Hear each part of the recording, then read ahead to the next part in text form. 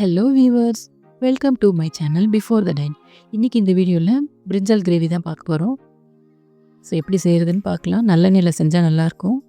தேவையான பொருள் எல்லாம் காட்டுறேன் பாருங்கள். மொத்தமாக இருக்குது.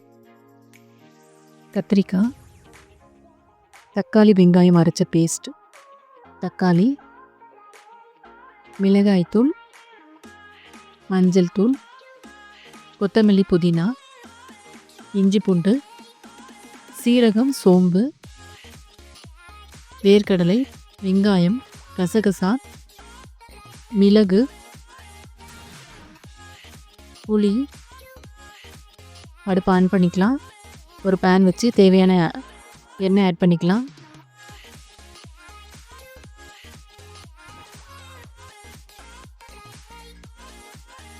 கடுகு, வெந்தயம் ஆட் பண்ணுறோம். இப்போது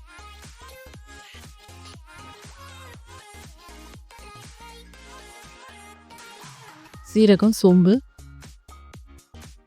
நல்லா பொரியட்டும். மிளகு ஆட் பண்ணுறோம். ஸோ சீரகம், சோம்பு, மிளகு, கடுகு இதெல்லாமே நல்லா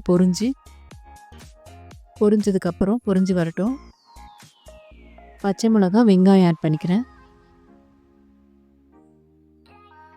மிளகாய் தூள் ஆட் பண்ணுறேன். கொஞ்சமாக தான் ஆட் பண்ணுறேன். கடைசியில் நம்ம கொஞ்சம் ஆட் பண்ணுற மாதிரி இருக்கும். அதனால் இப்போ கொஞ்சமாக ஆட் பண்ணால் போதும். இஞ்சி பூண்டு பேஸ்ட் ஆட் பண்ணுறேன். நல்ல பச்சை வாசனை போகிற அளவுக்கு நல்லா வதக்கி விடுங்க.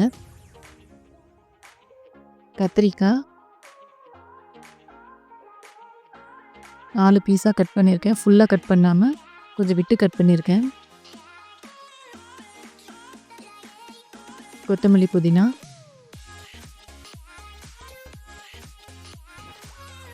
தக்காளி ஆட் பண்ணுறோம்.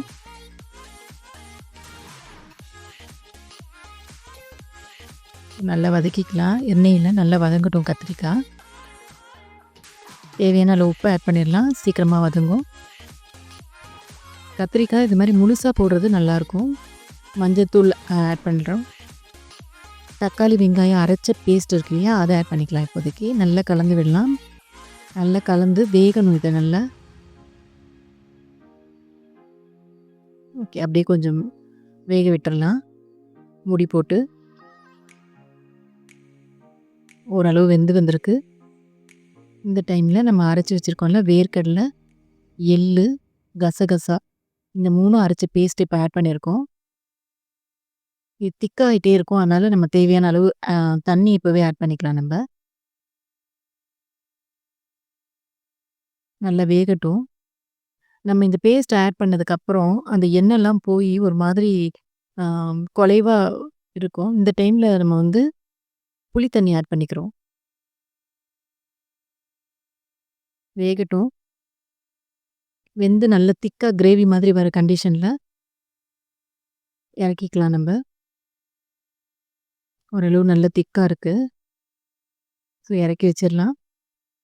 இப்போ அந்த ஆயில் எல்லாமே போயிடும். ஏன்னா நம்ம அந்த பேஸ்ட் ஆட் பண்ணதுனால. அதனால் இப்போ கொஞ்சம் ஆயில் ஹீட் பண்ணி சொன்னேன் இல்லையா, மிளகாய்த்தூள் கொஞ்சமாக போட்டால் போதும், பின்னாடி ஆட் பண்ணுவோன்னு சொல்லிட்டு. அதனால் அந்த மிளகாய்த்தூள் நம்ம இப்போ ஆட் பண்ணுறோம். இப்போ ஆட் பண்ணி கறி விட்டுறக்கூடாது. எண்ணெய் சூடானோன்னு மிளகாய்த்தூள் ஆட் பண்ணி அந்த கிரேவி மேலே அப்படியே நம்ம ஊற்றிக்கலாம்.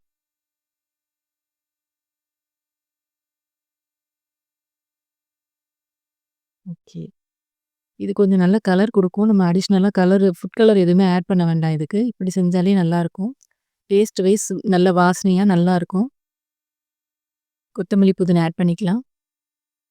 ஓகே, எண்ணெய் கத்திரிக்காய் ரெடி ஆயிடுச்சு. பிரிஞ்சால் கிரேவி ரெடி. சர்வ் பண்ணுறதுக்கு ரெடியாக இருக்குது. நல்ல நல்ல வாசனையாக கமகமன்னு ரெடி ஆயிடுச்சு. கொத்தமல்லி இலை போடுறோம். Okay viewers, thank you.